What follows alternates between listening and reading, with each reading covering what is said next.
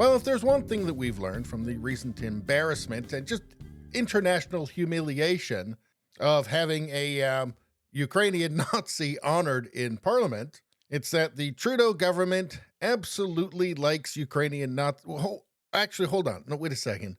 No, what did it say? They don't like Ukrainian Nazis. I'm sorry, it gets confusing these days. But anyway, somebody had to take the fall for that, and it's not going to be Trudeau. So the Speaker of the House resigned. Now that means he needs to be replaced. And now we have his replacement, and I'm sure this is going to be a very reasonable guy. In fact, here's a speech from him that he gave in Parliament in February 2022 regarding the Convoy.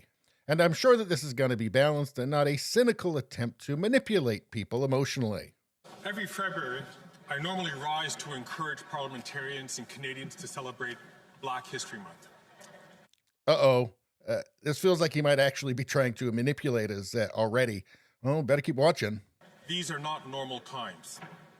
This past weekend, a small minority thought it acceptable to bring swastikas and Confederate flags to Parliament Hill. Okay, so I can see where this is going. Well, we should just deal with it right now. Here we have from the Vigilant Fox. A provocateur, hiding his face, attempted to distort the appearance of the freedom movement in Ottawa, Canada.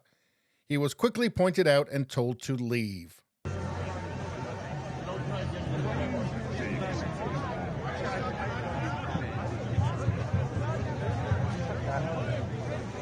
Now he's going. Now he's gone.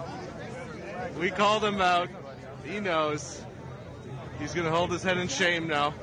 Oh, isn't it funny? The only guy wearing a mask at the Freedom Convoy just happened to have a Confederate flag. Isn't that strange? As for the swastikas, well, here's one. And it's obviously comparing Canadian mandate overreach to Nazi Germany. Now, you may say that's hyperbolic if you want, but it's certainly not the way the new speaker is presenting it, is it?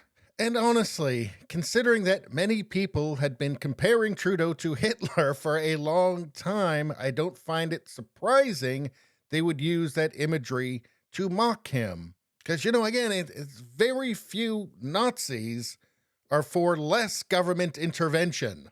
In fact, you've got to think it's zero, right? Because it doesn't make sense with the whole fascist thing. But anyway, let's keep going. Let's not mince words. The Confederate flag is a symbol for slavery. Whips deformed black bodies, forced labor, mangled limbs. Torture almost always preceded lynchings. Intellectually, Why is he talking about the United States? I mean, none of this has got anything to do with Canada. It seems pretty obvious the Confederate flag guy was an infiltrator. And even if he wasn't, he was told to leave by the protesters. know that very, very few people today would support what the Confederate flag represented. I will assume that the Confederate flag was tolerated this weekend out of respect for the individual's freedom of expression. What part of there's video of the other protesters saying to leave?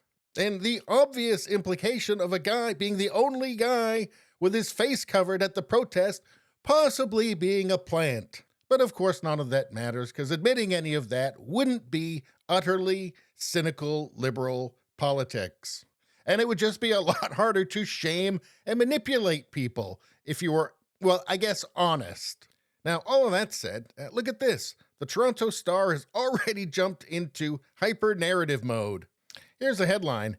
He'll have to rein in Pierre Poilievre, and that's just the start of Greg Fergus's new job. Yeah, so Pierre Poilievre, the leader of the Conservative Party in Canada, the guy who's not been in charge of the country during the constant stream of scandals in Canada, I tell you, if your personal ambition is to be a mindless TrueAnon drone, go and apply for a job at the Toronto Star. I think they'd love to have you.